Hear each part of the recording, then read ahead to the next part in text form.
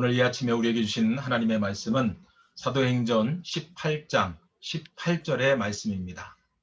신약성경 사도행전 18장 18절의 말씀 제가 봉독해 올리겠습니다.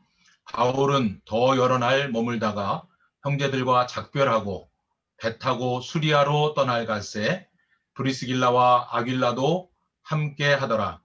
바울이 일찍이 서원이 있었으므로 겐그리아에서 머리를 깎았더라. 아멘. 이는 하나. 이 시간에는 온누리교회 선교 훈련원장이시고 요나 선교학교를 운영하시는 이재환 선교사님 나오셔서 바울 머리를 깎다라는 제목으로 말씀 전해주실 때 우리 큰 은혜의 시간 될 수 있기를 바랍니다.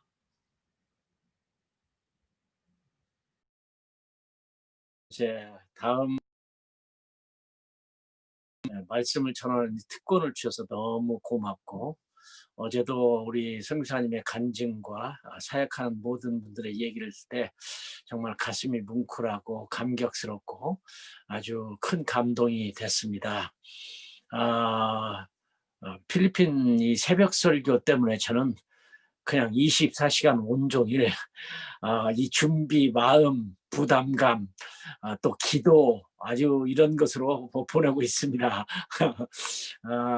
바쁜 중에도 여러 가지 일들을 다 이제 손을 놓고 준비해야 되는데 이렇게 분주한 마음이 저에겐 또 축복인 것 같습니다. 너무너무 감사합니다. 뭐 하나님이 사람을 사용하는 방법은 똑같지가 않겠죠. 다 다르고 뭐 숫자만큼 마치 우리 목사님들이 성도가 100명이면 100가지 고민, 200명이면 200가지 고민, 또 선교사님들은 또 선교제를 가면 더 많은 고통과 괴로움이 있을 것입니다. 자, 아픔을 다 알면서도 다 해결도 못하고 또 기도도 제대로 못하고, 특별히 비대면 시대 코비드 19 때문에 기도 운동이 많이 일어나고, 또 이제 한국에서는 365일을 기도하는, 진짜로 기도하는 기도를 하자 해서 각 선교지를 선교사님들이 중요하게 기도 제목을 올려서 기도하는 운동도 내년 1월부터 하려고 준비를 하고 있는 분들 계시고 참 감동적입니다. 오늘은 사도행전 18장 18절에 바울이 갱그리아 항구에서 머리를 깎았다. 물론 이발을 했다는 말은 아니죠. 얼마 전에 제 아시는 분이 그분도 이 말씀을 따라서 갱그리아를 한번 가보셨대요. 그리고 바울이 머리를 깎았던 장면에 가서 보니까 깜짝 놀랍게도 많은 사람들이 와서 머리를 거기서 깎았더라. 이 머리 깎는 일이 도대체 무슨 의미가 있을까? 저도 고민하면서 생각을 해봅니다. 사실 저는 이 말씀을 읽으면서 굉장히 실망을 했어요. 이 사도 바울이 머리를 깎은 이유는 고린도 사역을 어렵게 잘 마치고 시리아로 가기 위해서 항구에서 배를 기다리다가 성경에 보면 서원한 것이 있어서 머리를 깎았다. 그러니까 이게 왜 머리를 깎았을까? 뭐 신약에서 머리를 깎는다는 것은 별로 그렇게 큰 의미가 있는 것이 아니죠. 구약으로 가서 사도 바울이 나시린처럼 되려고 하는 사건이 아니겠는가, 이렇게 우리가 추측을 합니다. 나시린은 하나님이 나시린을 하라고 해서 하는 게 아니죠. 본인 스스로가 자발적으로 어떤 기간을 정해서 이 기간 동안에는 머리도 자르지 않고 또 포도주도 마시지 않고, 심지어는 더 강하게 말한다면 포도원 옆에도 지나가지 않고, 죽은 것에서는 절대로 손을 대지 않고 시체에 손을 대지 않은 특별한 하나님만을 생각하는 경건한 시간을 보내기 위한, 그것이 바로 이 나시린이죠. 성경에 보면 나시린의 대표급 인물은 삼손이죠.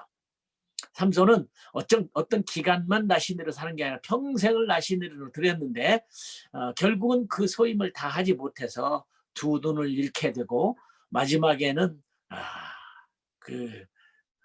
목숨을 원수들과 함께 성전을 무너뜨림으로 말미암아, 궁궐을 무너뜨림으로 말미암아 자기도 죽고 그들도 죽게 만드는 그런 참 슬픈 얘기로 마치는 장면을 보게 됩니다. 또 멋지게 나시린으로 살았던 사람을 하나 또 든다면 사무엘이겠죠. 사무엘도 평생에 너무 멋지게 사무엘도 나시린으로 사는 모습을 봅니다. 포도주를 안 마시고 또 머리에 삭도를 대지 않고 또 죽은 것들에게 손대지 않냐고 아주 경건한 삶을 사는 모습인데, 저에게는 이렇게 큰 실망을 주었던 이유는, 아니 사도 바울은 줄이고 목마르고 헐벗고 메맞고 정처가 없고 살 소망도 끊어지고 감옥에 갇히고 밧줄을 타고 도망가기도 하고 죽은 줄 알고 쓰레기장에 보냈는데 다시 살아나는 일도 있고, 이렇게 주를 위해서 고난을 많이 당했음에도 불구하고 또 고린도 사역을 잘 마치고 시리아로 갈 때 나시린처럼 또 머리를 깎다니 서운한 것이 있어서, 그러니까 이 머리를 깎은 사건은 두 가지로 우리가 생각을 할 수 있는데, 그 하나님께 언약을 너무 잘 지켜서 너무 고마워서 마지막으로 머리를 딱 깎고 이제 평상시 시간으로 돌아오는 승리의 감격에서 머리를 깎는 경우가 있고, 또는 이 나시린의 약속 기간 동안에 어쩌다 잘못해서 시체에 손을 댔다든지 포도주를 마시게 됐다든지 이런 경우에 다시 머리를 깎고 내가 다시 시작하겠습니다, 이런 의미인지는 확실히는 모르지만 어쩌면 전자일 것 같다는 생각도 들기는 합니다. 이만큼 살아왔으면 됐지 더 하나님 앞에 이렇게 정말 한 번 더 나시린처럼 이렇게 살아야 되는지를 생각할 때 저는 실망이 됐어요. 때로는 선교사로서 살면서 많은 고충을 겪으면서 그래도 이만하면 됐겠다는 생각할 때가 똥좀 참 부끄럽게도 있을 때가 있었습니다. 그런데 사도 바울은 그렇게 고생하고 그렇게 일하고 그렇게 최선을 다하면서도 또 나시린으로 살기 위해서 갱그리에서 머리를 깎은 사건, 참 용기도 되지만 실망도 됐던 말씀입니다. 나는 우리 선교사님들이 어떤지 모르겠습니다. 내가 모든 걸 다 버려두고 이렇게 선교지 와서 이렇게 일하는데 왜 하나님이 나와 함께 하시지 않나? 왜 선교면 충분히 주지 않고 선교도 제대로 되지 않고 여러 가지로 이 어려움을 겪어야 되는 그런 고민이 우리 선교사님들도 있으리라고 생각을 합니다. 자, 과연 정말 하나님을 섬기는 일을 어느 만큼 해야 이제는 충분하다, 그런 소리를 들을 수 있을까요? 저는 영국에서 훈련 중에 런던에 있는 올 소울스 처치, 그 당시에 목회를 하시는 분이 존 스타트 목사님이었습니다. 여러분, 존 스타트 목사님은 참 복음주의의 거성이죠. 뉴욕 타임즈가 한때 개신교에도 교황이 필요하다면 그런 인물은 존 스타트가 아니겠는가라고 할 만큼 아주 너무 멋지고 멋진 하나님의 사람입니다. 근데 그분 교회를 좀 나가면서 저는 한 10가지도 넘게 놀랐습니다. 사람이 사람을 보고 놀란다는 건 대단히 어려운 일인데요. 그분이, 제가 그 교회 나가면서 그분이 앵그리칸 목사님이었다는 게 깜짝 놀랐어요. 여러분 아시는 대로 앵그리칸은 영국 성공회는 사실 로마 캐토릭에서 그냥 떨어져 나온 헨리 8세가 자기 이혼을 방해함으로 말미암아 독립해서 다시 영국 성공회로 만든 것이 바로 사실 영국의 천주교가 성공회라고 볼 수 있는 거죠. 어떻게 개신교의 복음주의의 거성이라고 하는 분이 이렇게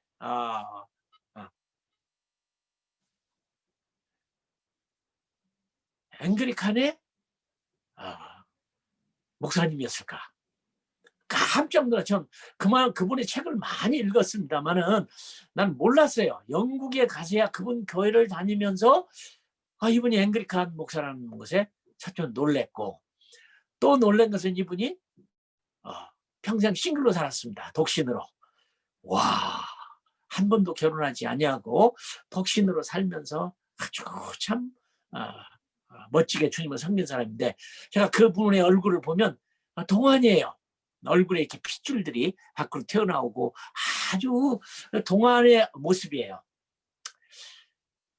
그분의 강의를 들으면서 또 한 번 놀라고 재미있는 것은 이 강의 시간이 점심시간이 되면 식당에 와갖고 오늘 점심 식사를 몇 분이 할 것인가를 조사를 합니다.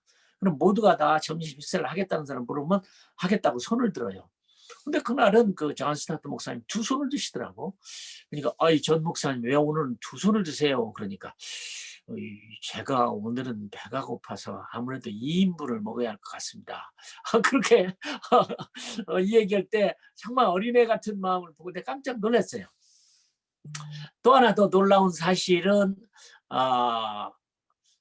이분은 오전에는 전화도 받지 않고 누구도 만나지 않아요. 성경 읽고 글 쓰고 기도하고 하는 일에 오전에는 아무도 만나지 않아요. 야, 참 대단하다. 참 대단하다. 그 다음에 또 놀란 것은 그분의 비서인 프란시스 화이트헤드라고 하는 여자 비서가 이분의 비서로서 53년 동안인가를 그분만을 섬겨요. 야, 이거 대단한 일이다. 정말 대단한 일이다. 또 저를 놀라게 한 것은 이 존 스타트 목사님이 그 올소울 처치에 27살 때 목회자로 부임을 했는데 그가 은퇴는 80에 했고 92살에 돌아가셨습니다. 그런데 평생에 한 교회만을 섬겼어요.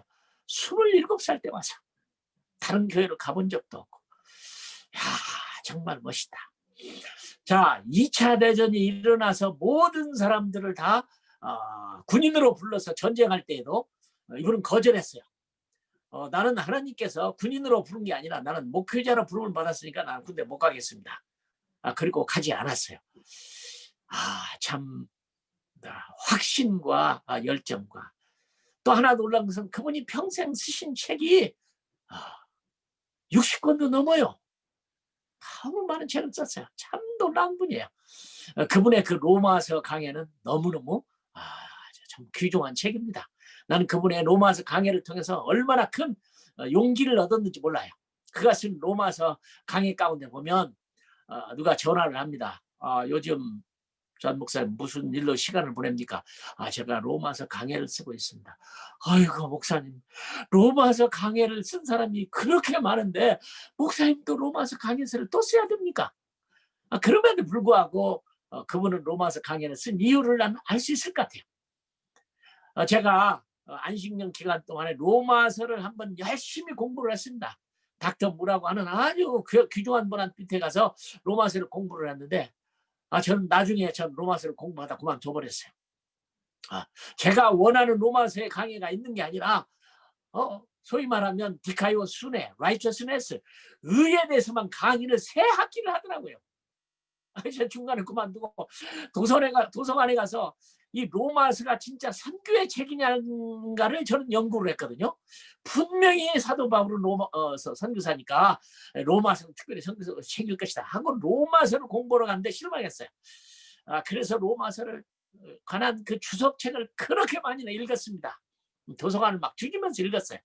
그래도 그런 책을 발견 못하는데 이 존 스타트 목사님은 로마서 강의 한 챕터를 복음을 들고 가는 자의 아름다운 발휘함과 같으니라. 역시 선교적으로 로마서를 기록한 모습에 내가 얼마나 감격스러웠는지 몰라요. 네. 저는 그분 개인적으로 만나서 많이 놀랐어요. 또 놀란 것은 그분은 나를 놀라게 한 게 참 많지만 한번 우리가 만나서 목사님 왜 한국을 한 번도 방문하지 않습니까? 그래서 질문을 했어요. 근데 목사님 하시는 말씀이 글쎄요. 제 영어가 한국말로 정확하게 통역이 될까를 늘 걱정합니다. 난 쇼크를 입었어요. 그가 전하고 있는 복음이 한국말로 정확하게 전달이 잘 될 것인가가 두려워서 한국을 방문하지 못한 그 후에 방문을 하긴 했습니다. 그 다음에 저를 또 놀라게 한 것은 그분의 취미가 뭐냐면요. 새보기가 취미입니다. 하루 종일 정글 같은 데 숨어 있어가지고 망원경으로 새를 관찰하는, 여러분 참 기가 막힌 취미도 여러 가지가 있죠. 새를 보는 게. 제가 그분이 마지막 은퇴하고 마지막 쓴 책이 오늘 소개하고 싶어요. 그 책은 The Radical Disciple이라는 책입니다. 굉장히 얇아요. 이것은 이분은 컴퓨터로도 그 책을 쓴 게 아니라 연필로 썼습니다. 마지막으로 썼는데 굉장히 두껍지가 않아 얇은 책인데, 그 책이 우리 한국말로 번역됐는데 번역이 좀 그래요. 아주 귀중한 분이 번역을 했지만 제목이 보면은 제자도. 근데 또 Radical Disciple이라는 말을 제자도로 번역을 하면 제자도라는 책이 아주 많은데 그 의미가 죽어요. 저 같으면 차라리 아주 강한 제자 이렇게 번역을 차라리 했더라면 얼마나 좋았을까. 그래서 그 책을 읽어보면 그가 왜 새 보는 사람이 되었는가가 있는데, 창조의 아름다움, 하나님이 이 세상을 이렇게 아름답게 지은 창조의 아름다움을 얘기하고 있습니다. 근데 이 책에서 10가지를 말하고 있는데, 사실 그리스도인이라고 하는 이름은 비성경적인 말이다. 성경에 한 3번 정도 나오는데, 그러면 우리는 크리스찬이라는 말은 안 믿는 사람이 우리들에게 크리스찬이라는 이름을 붙여준 건데, 실제로의 우리 이름은 크리스찬이 아니고 그리스도인이 제자여야 한다. 제자도 그냥 제자가 아니라 radical disciple, 뭐 급진적인 제자라는 의미가 아니라 이것은 아주 강한 제자여야 된다는 그런 뜻입니다. 근데 그 10가지가 있는데 맞습니다. 우리가 많은 사람들이 보면 난 그리스도인이다, 그리스도인이다 말하는 사람들 많아요. 난 엉터리 그리스도인도 노미널 크리스찬들도 많이 보면서 자기는 크리스찬이다. 내가 독일 사람을 전도하기 위해서 물어봤습니다. 당신 그리스도인이 아니고 그리스도인이래요. 그래서 어떻게 그리스도인이냐 그랬더니 세례를 받았고, 그래서 1년에 3번은 교회를 나간대요. 연초에 가고 부활절 가고 크리스마스 때는 간다는 거예요. 이런 걸 가지고 자기를 그리스도인이라고 말한다는 거죠. 나는 이 존 스타트 목사님의 말씀에 동의합니다. 그리스도인은 성경적인 단어가 아닙니다. The radical disciple. 그리고 그분이 또 놀라게 한 것은 그분은 돌아가셨을 때 모든 재산을 다 선교부에 다 헌금하고 빈손으로 털털 털고 가셨습니다. 그의 장례식도 얼마나 아주 단초롭게 하나님께 드렸는지 모릅니다. 멋있게 주를 위해서 온전하게 드리고 깨끗하게 떠나버린 이 모습을 보면서 나는 오늘 이 바울의 사도행전 18장 18절도 깊이 생각을 합니다. 그만큼 했으면 됐는데도 불구하고 마지막까지라도 나시린으로 살고 싶어하는 이 사도 바울의 마음, 실망되기도 하지만 용기를 주기도 합니다. 제자가 된다는 거, 제자 훈련을 그렇게 많이 받아야 제자가 될까요? 제자 훈련을 하는 교회에서는 이런 싸움도 있다고 돼요. 내가 제자 몇 기다, 너는 몇 기냐? 한참 후배네.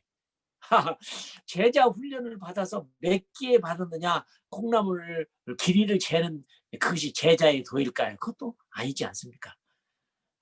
사실 존 스타트의 말은 맞아요. 기독교의 시작이라고 볼 수 있는 아브라함은 하나밖에 없는 독자 이삭을 하나님이 모리아산에 가서 목을 자르고 팔다리를 자르고 각을 떠서 내장을 꺼내서 불로 태워서 드리는 번제를 드리라고 했을 때 자기 하나밖에 없는 독자의 등 뒤에 장작을 싣고 모리아산을 가는 이 아브라함의 모습, 사실 이것이 기독교의 시작이 아니겠습니까? 희생이 없다면 사실상 어떤 일도 일어나지 않죠. 하영주 목사님은 설교에 이런 말씀을 한번 하셨어요. 희생이 없는 것은 거짓말이다. 거짓말이다. 부모가 희생이 없다면 좋은 부모가 아니죠. 자식이 부모에게 희생이 없는 효도가 없다면 그건 자식의 도리가 아닌 거죠. 희생이라는 말. 제자가 된다는 것도 제자 교육을 받아서 제자 되는 게 아니죠. 성경에 보면은 어떤 한 젊은이가 예수님께 찾아와서 예수님, 예수님 어디를 가든지 저는 예수님을 따르겠습니다. 근데 예수님이 이렇게 말을 합니다. 공중나는 새를 보라. 새들도 깃들 집이 있고 들에 있는 여우들도 굴이 있지만 인자는 머리 둘 곳이 없다. 이 사람이 그때 결심한 대로 그럼에도 불구하고 나는 예수님을 따르겠습니다 하고 따랐다면 제자는 13명이 됐을지도 모릅니다. 어떤 부자 청년이 영생에 대한 소원이 있었습니다. 그렇게 부자로 살지만 죽으면 내가 어떻게 될 것인가. 그 영생에 대한 소망 때문에 예수님을 찾아와서 선생님이 내가 어떻게 하면 영생을 얻겠습니까? 그래, 계명을 지켜라. 내 계명 다 지켰습니다. 정말 멋진 사람입니다. 어떻게 그 계명을 다 지켰을까요? 굉장한 경건한 사람이야. 부자지만. 근데 예수님이 한 가지가 부족한 것이 있는데 너 가지고 있는 것을 다 팔아서 가난한 사람들에게 주고 너는 나를 따르라. 성경에는 그가 너무너무 부자, extremely rich, 너무 부자해서 근시험에 돌아갔다. 난 그분이 천당 갔는지 지옥 갔는지 모르지만 지금은 엄청 후회하리라고 생각합니다. 그 재산, 그거 한 푼도 가지고 갈 수 없는 거, 자식에게 물려주려고 하고 한 푼이라도 남겨주려고 하고, 그게 무슨 의미가 있을까요? 우리 제가 아는 선교사님 한 분은 선교를 마치면서 내가 가진 재산은 선교 때문에 다 생긴 재산이다. 모든 재산을 다 헌납해라. 고신적 선교사님이 저에게 상담이 왔어요. 이 두고 간 재산을 어떻게 썼으면 좋겠습니까? 같이 기도하며 나눈 적이 있습니다. 맞습니다. 내 것이 있는 게 어디가 있습니까? 이 부자 청년 참 안 됐어요. 영생을 사모하던 젊은이였는데 그때 그가 따랐더라면, 예수님대로 말씀대로 하고 따랐더라면 그는 14번째 제자가 됐을지도 모릅니다. 그러나 재물 때문에 잃어버렸어요. 참 안 됐어요. 안타까워요. 그 다음에 또 한 젊은이가 예수님께 와서, 예수님, 내가 어디 가든 예수님을 따르겠습니다. 그래, 나를 따르라. 그 대신에 저로 가서 내 부친을 장사 지낸 후에 그리고 예수님을 따르겠습니다. 예수님은 그래, 빨리 가서 장사 지내고 날 따르라. 그렇게 할 만하잖아요. 그렇죠? 물론 이 말의 의미가 우리 아버님이 돌아가실 때까지 기다렸다가 장사 지내고 따르겠습니다, 그런 의미가 있는지 모르죠. 부족한 사람도 저희 어머니는 일찍 소천하셨고 아버님 홀로 계시고 저는 장자였는데 아버님이 한 번 그러시더라고요. 얘야, 나하고 함께 살면 안 되겠니? 저는 결국은 대답을 못하고 아프리카로 떠났고 어쩌면 불효한 사람이 됐습니다. 그래도 내가 너한테 물려주라고 평생 모은 재산이 있는데 네가 장자인데 네가 물려받지 않으면 누가 물려받아야 되느냐. 아버님에게 했어요. 아버님이 버신 거 무엇을 하시든지, 빵을 사시든지 뭘 하시든지 다 쓰고 가십시오. 물려줄 생각하지 마시고 다 쓰고 가십시오. 그렇죠. 부모 때문에 선교사의 길을 가지 못한 분도 많이 봤습니다. 홀어머니를 두고 간다는 것도 너무너무 어렵고 홀아버지를 두고 간다는 것도 너무 어렵고 거기다가 병중에 계신데 그걸 놓고 떠난다는 것도 너무 어렵고, 그럼에도 불구하고 난 떠난 선교사님들을 보면서 가슴이 찡하고 그래요. 우리 선교사님, 여자 선교사님 가운데는 두 자매가 같은 자매입니다. 아버지도 안 계시고 그것도 병든 어머니 홀어머니를 놓고 아프리카에 가서 에볼라가 창궐하는 그 동네에서 정말 미전도 종족, 어려운 종족 속에서 자매가 결혼도 하지 않고 일을 합니다. 에볼라가 창궐했을 때 우리 선교부는 결정했어요. 빨리 돌아와라. 우리가 복음을 전하고 이들에게 죽기 위해서, 살기 위해서 온 게 아니라 이들에게 복음을 전하기 위해서 함께 동나가려고 찾아왔는데 이 어렵다고 내가 나가버리면 무슨 선교가 되겠습니다. 죄송합니다. 우리는 못 나갑니다. 그래, 어머님에게 전화를 했어요. 두 따님이 안 나온다고 하니 전화라도 좀 해서 나올 수 있도록 해주세요. 걱정하지 마세요. 선교사로 복음을 위해서 간 사람들인데 왜 나오라고 그래요. 그들 뜻대로 도와주세요. 80이 넘은 노모가 오히려 그 선교지를 찾아갔습니다. 너무너무 험악한 곳. 단기팀도 가기도 싫어하고 안 가려고 하는 그런 곳에 있는 두 분 생각하면 뜨겁습니다. 자랑스럽습니다. 나오라는 명령이 있음에도 불구하고 안 나왔어요. 이런 귀한 분들을 주위에서 보게 됩니다. 또 한 젊은이가 예수님한테 예수님 나 어디든지 따르겠습니다.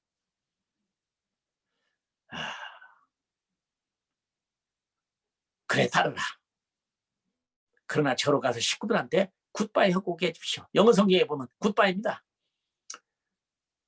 빨리 가서 인사하고 와라. 그럴 수 있잖아요. 그래 예수님은 쟁기를 잡고 뒤를 돌아다보는 자는 하나님 나라에 합당치 않다. 혹시 여러분 중에 뒤돌아보는 분이 계십니까?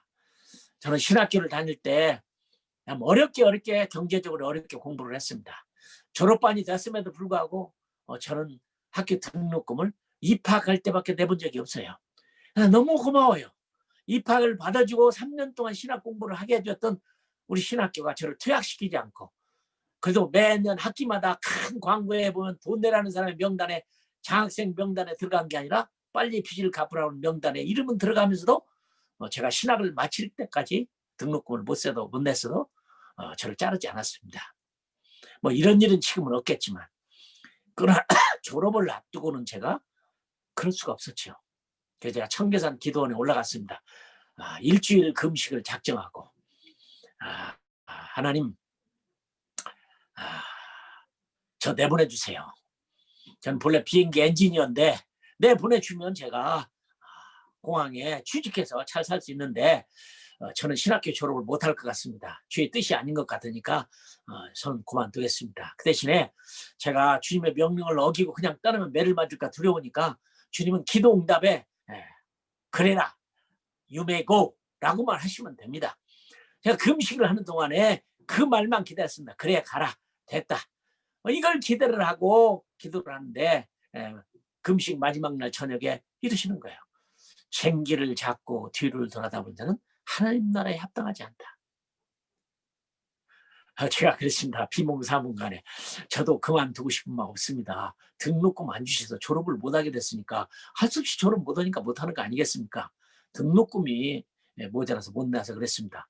근데 정말 여러분 어떻게 생각할지 모르지만 저는 비몽사몽간에 하나님이 손을 봤어요.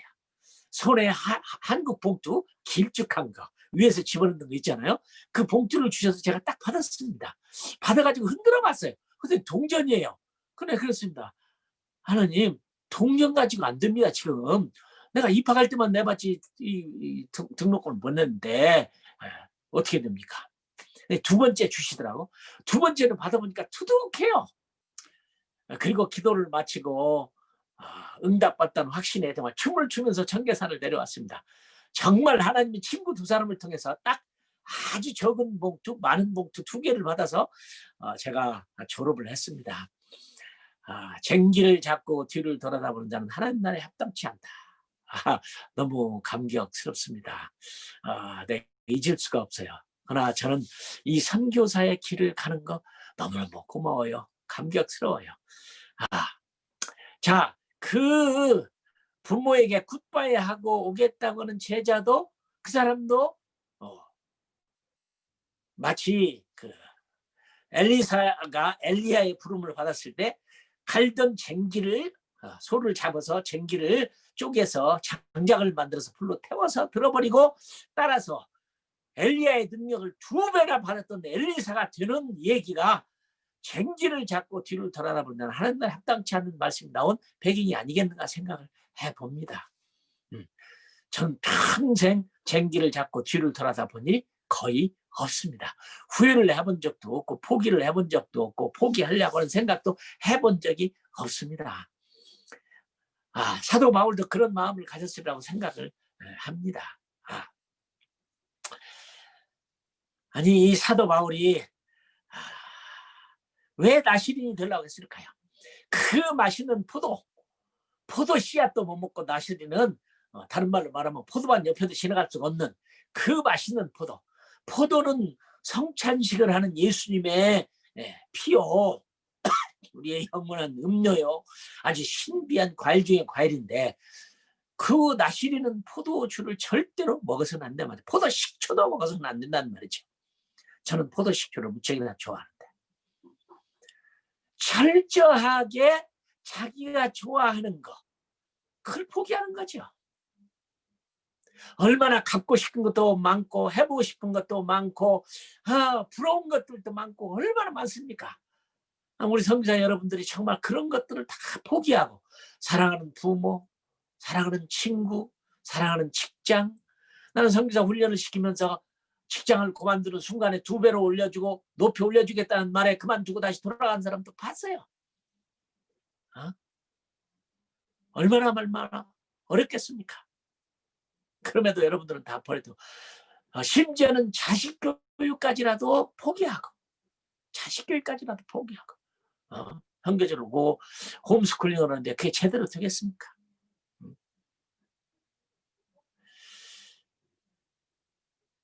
그 다음에 시체에 손을 대면 안 된다. 사실 알고 보면 죽은 사람만 시체가 아니라 세상의 모든 것들은 다 시체죠. 아니 시체죠. 저는 우리 선교사 훈련을 시키면서 선교사님들에게 이런 말을 훈련생들에게 명품 가지고 선교지 가지 마라. 명품 가지고 가지 말아라. 여러분 아프리카 사람들도 명품이 어떤 것인지 잘 압니다. 근데 우리 선교사님들 가운데 보면은 물론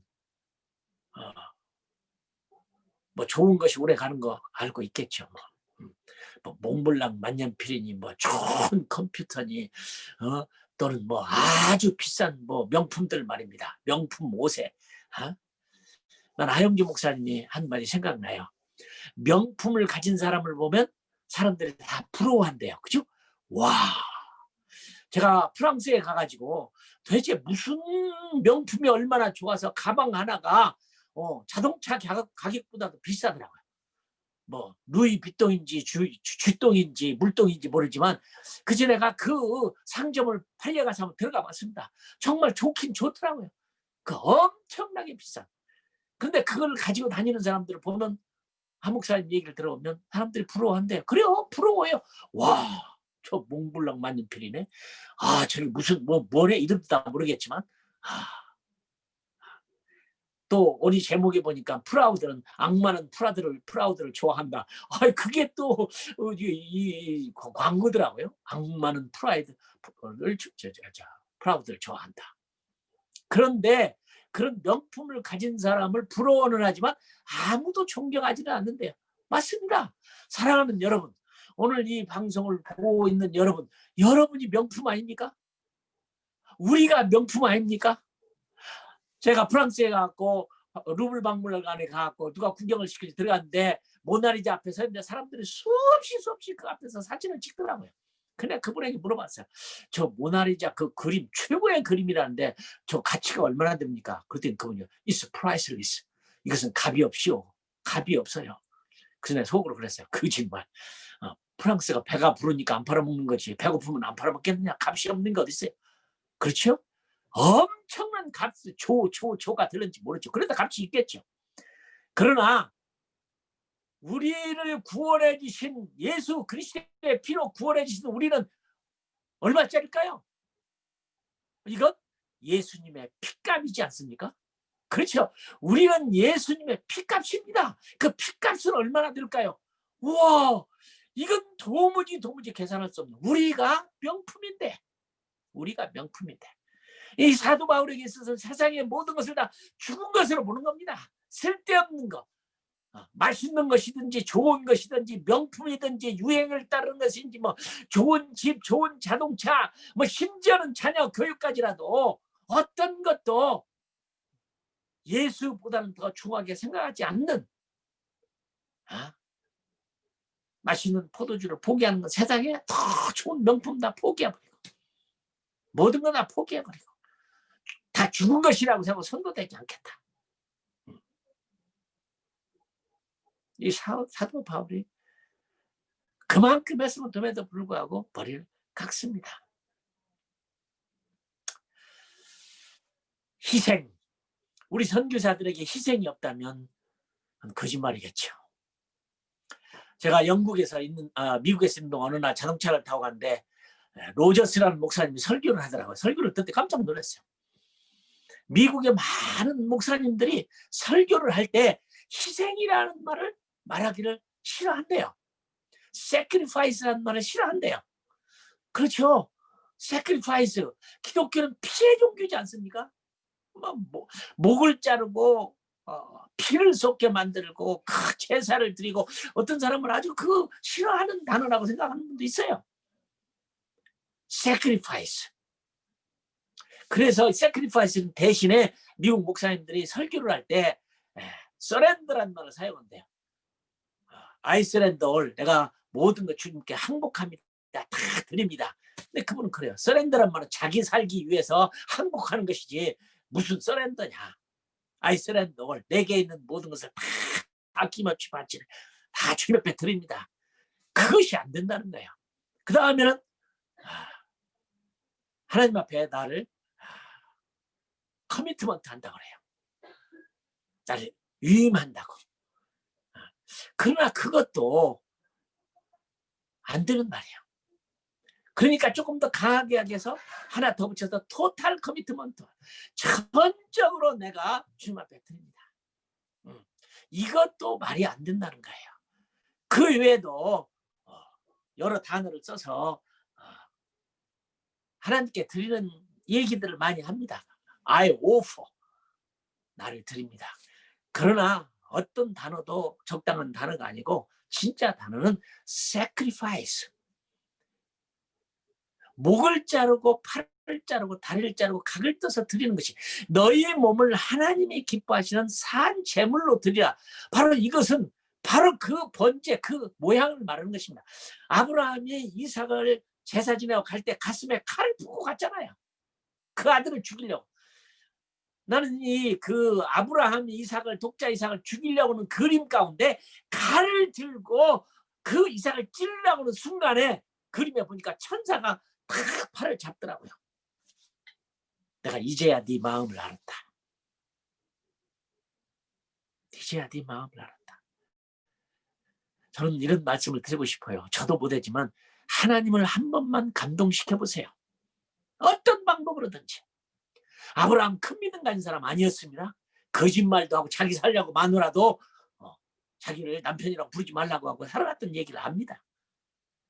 그런 그가 하나님의 마지막 부름에 독자 이삭을 제사하기 위해서 칼을 가슴에 풀고 가서 죽이려고 했던 거야. 내가 이제 네 마음을 알았다. 하나님은 우리를 절대로 손해보게 하시는 분 아니지만 뭘로 됐든, 재산이 됐든 헌금이 됐든 기도가 됐든 눈물이 됐든 아니면 열정이 됐든 간에 하나님도 우리가 연약한 걸 알아요. 그러면 한 번만이라도 그분을 한번 뿅 가게 해보세요.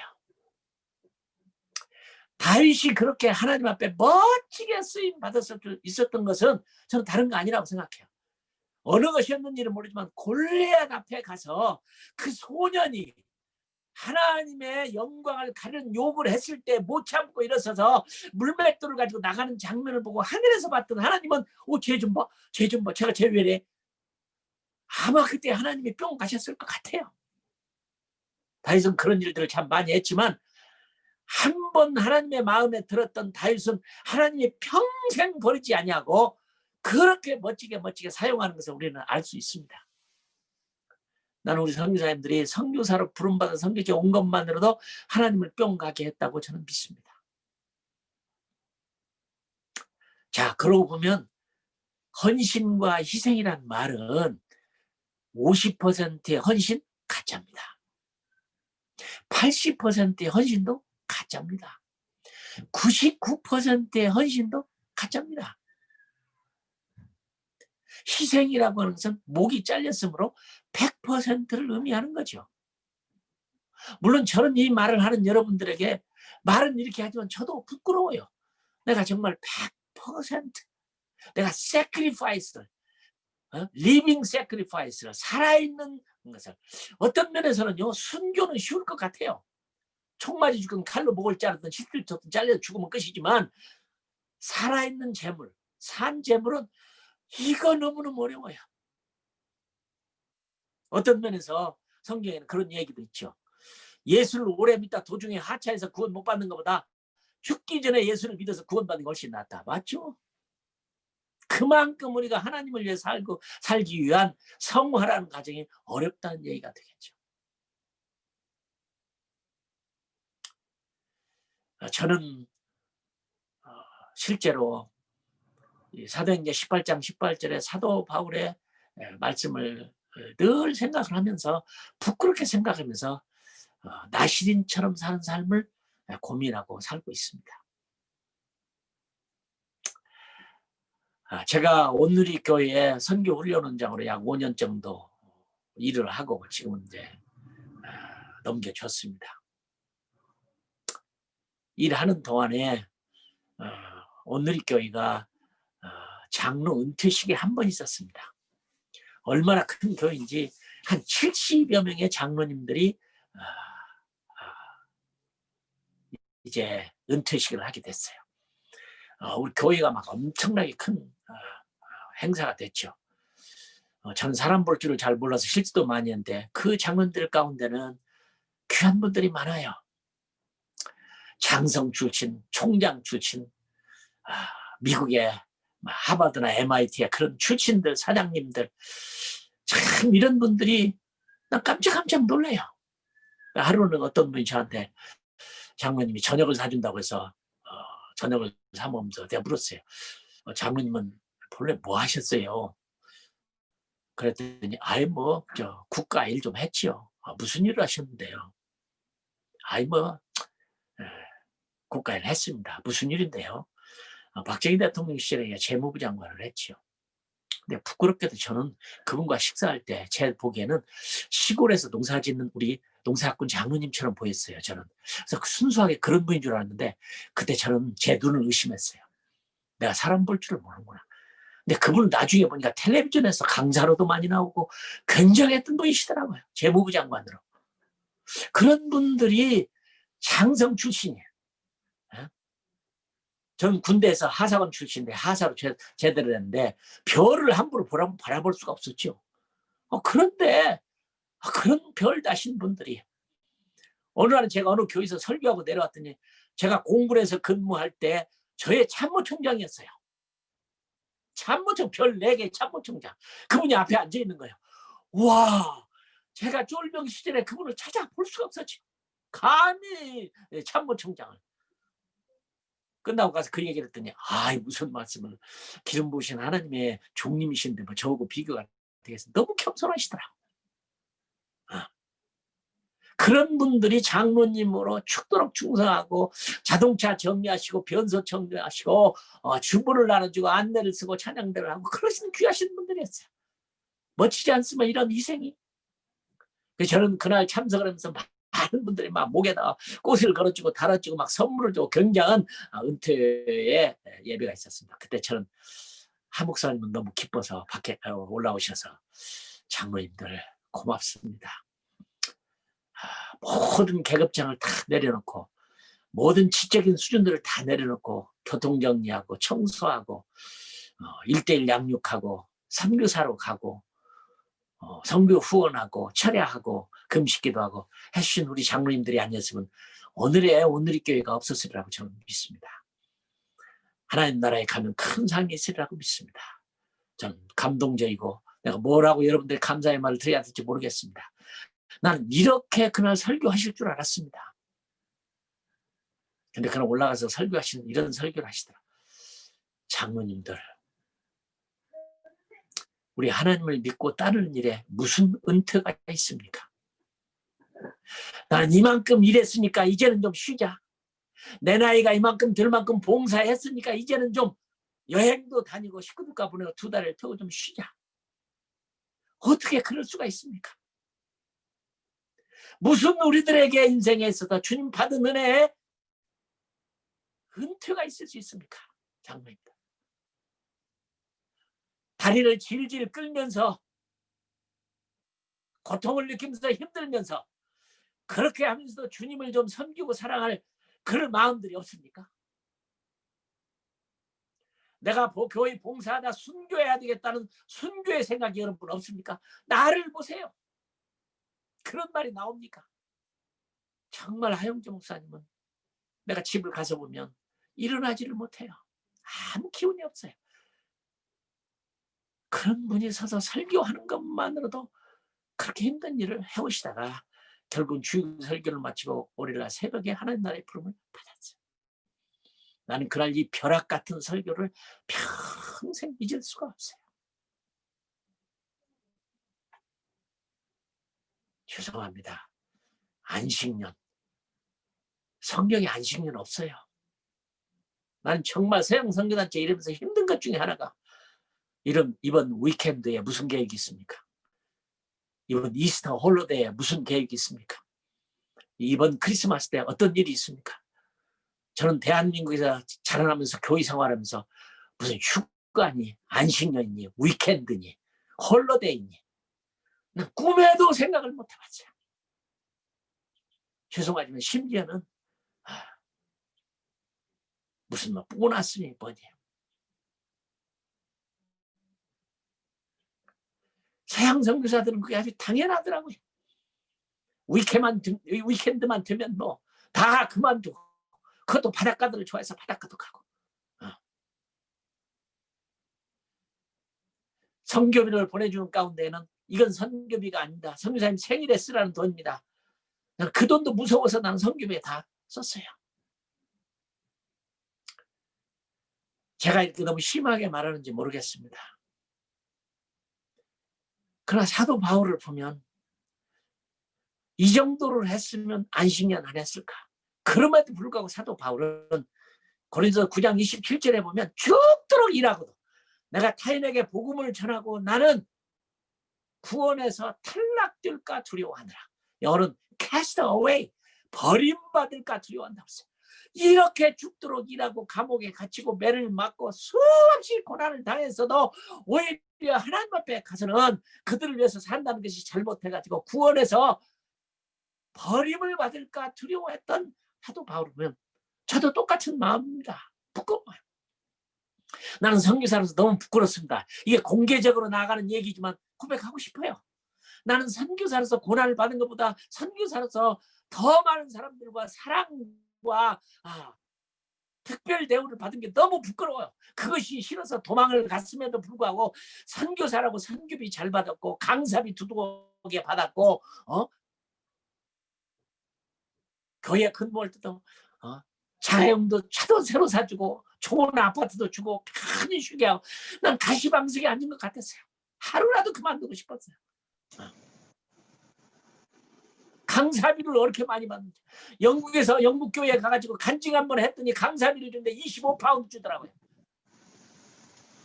오가는 교통비도 안 되는 돈 받았어요.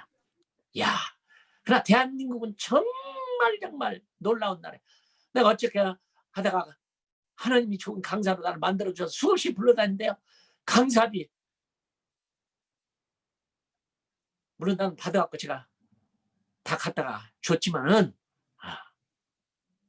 엄청 많아. 책을 만들어서 했더니 인쇄비가 얼마나 많이 나오는지 몰라요. 부자 되겠더라고. 그냥 선교사로서 고난받은 것보다도 대우받은 게 너무 많아서 난 정말 부끄러워. 하늘나라 가면 매를 맞을까 아주 두려워요. 우리가 그런 칭찬과 명예를 얻고 하려고 선교사된 거 아니잖아요.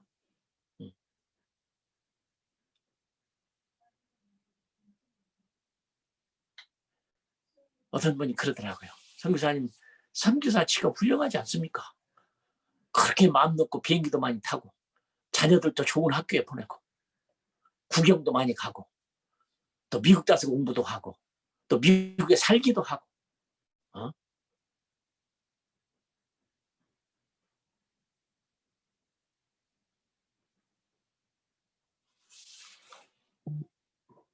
참 너무 부끄럽기도 하고 사도 바울은 보면 우리에게 충격을 줍니다. 그렇다고 위켄드 하지 말란 말 아닙니다. 홀로데이 하지 말란 말 아닙니다. 안식년을 하지 말란 말 아닙니다. 우리는 이제 안식년 때문에 한국에서 문제도 많아서 안 쉴 월이다. 쉬지 않는 월이라 뭐 이렇게 말하는 분도 있고 6년 만에 해야 되냐 7년 만에 해야 되냐 안 하시는 분도 있고 죽겠다고 안 하시는 분도 있어요.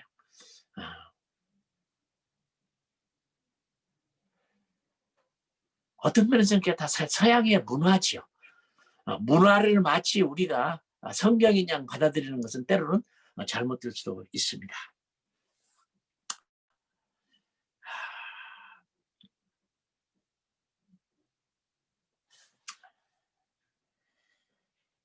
디트리티 본히퍼는 참 멋진 샘플이죠. 값비싼 은혜를 그는 멋지게 주님을 위해 살려고, 혹시 기회가 되시면 유튜브에 선한 능력으로라고 하는 찬양인데 한번 들어보세요. 그분이 마지막을 남겨놓고 쓴 시를 가지고 찬양으로 붙인 건데 너무 좋습니다. 많이 듣습니다. 선한 능력으로, 선한 능력으로 나를 맞아주시되. 오래 살고 짧게 사는 게 무슨 의미가 전 있겠습니까? 결국은 다 떠나버리는 거. 시간을 아끼시고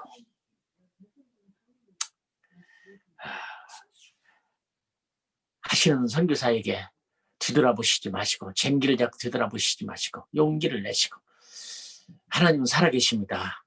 그것도 그냥 살아계시는 게 아니라 시퍼렇게 살아계시는 하나님. 여러분들의 모든 일거수일투족을 다 아시고 바라보고, 또 하나 저에게 용기가 됐던 것은 공평하신 하나님이라는 겁니다. 다 아시죠. 어떻게 일하고 하는 걸 다 알고 계시는 것입니다. 힘드시겠지만 자만하시거나 교만하지 말고 겸손하시고 성령 충만하시고, 가능한 한 세상 사랑하는 것을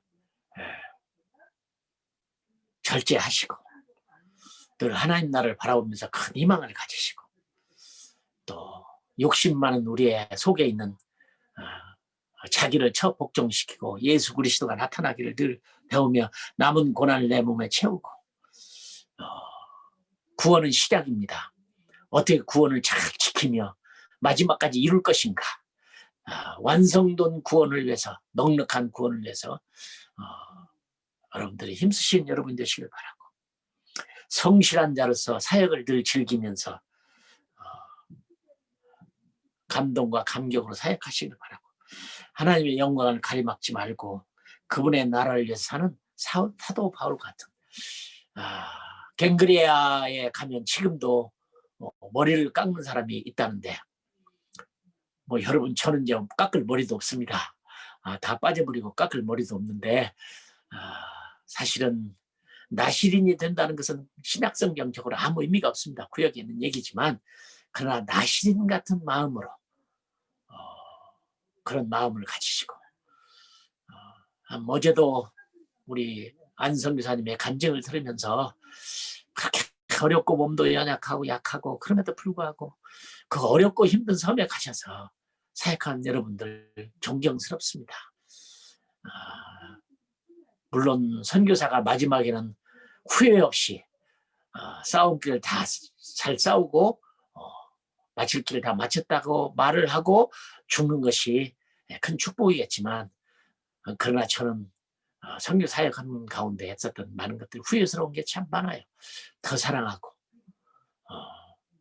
더 복음을 많이 전하고 더 열정적으로 하고 더 하나님 나라 바라보고 죽기까지 희생하는 삶을 살았으면 좋았을 텐데 그러지 못했다. 사랑하는 동역자 여러분들, 오늘 사도행전 18장 18절을 보면서 특별히 제가 예화를 들었던 존 스타트 목사님 멋지게 하고 갔어요. 우리 주위에도 그런 분들이 참 많죠.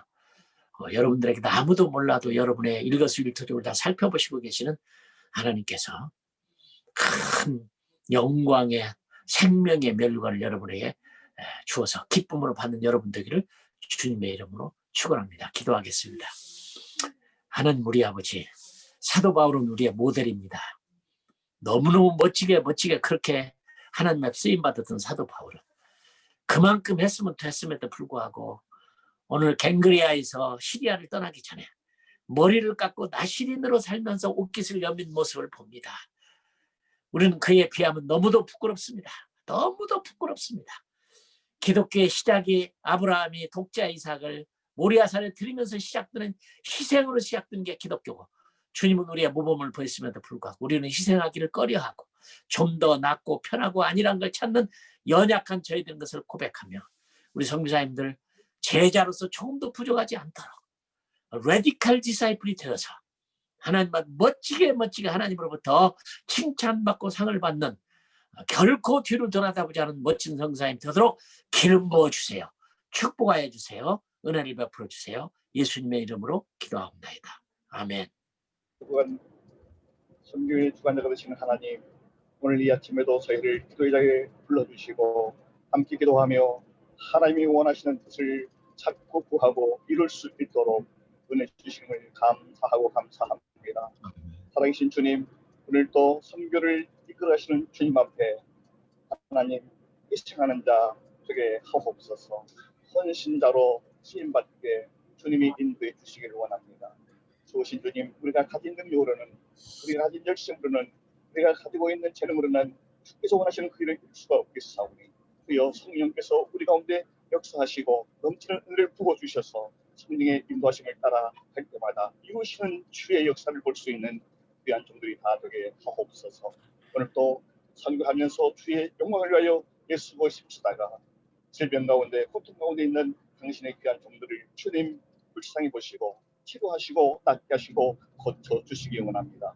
파트루스 목사님 피부암 아버지 치료받게 도와주시옵시고 가고는 길의 모든 여정을 주께서 합력하여 선을 이룰 수 있도록 예비하여 주시기 원합니다. 성일교 선교사님 이제 12월 7일 수술할 텐데 하나님이 직도하시고 하나님께서 친히 간대려 주셔서 생명의 주인이신 하나님의 은혜가 얼마나 큰가를 경험하는 귀한 아버지 수술될 수 있도록 역사해 주시기 원합니다. 그 외에도 혜원이, 하은이 모든 아버지 고통하고 있는 MK들을 주께서 치유하시고 낫게 하여 주옵소서. 그리고 우리 이지원 선교사님 남은 생애 동안 주님이 원하시는 그 일을 감당할 수 있도록 영역과 체력과 힘을 더해 주셔서 사람으로 이룰 수 없는 일을 이루시는 하나님을 어디에서든지 드러내고 자랑하고 돋보이게 하는 하나님의 사람으로 귀하게 써주시기 원하오니 주여 축복하시고 붙잡아 주옵소서. 오늘 이 새벽 예배를 주관하고 있는 필리핀 가족관계 치유협회위에도 하나님의 은혜를 베풀어 주시고 아버지 하나님의 현지의 치유사역을 세우는 일을 잘 감당하시는 은혜로 넘치게 도와 주옵소서.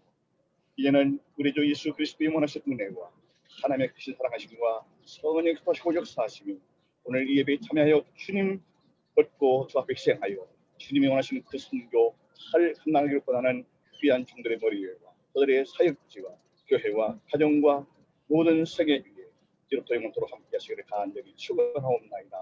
아멘. 아멘.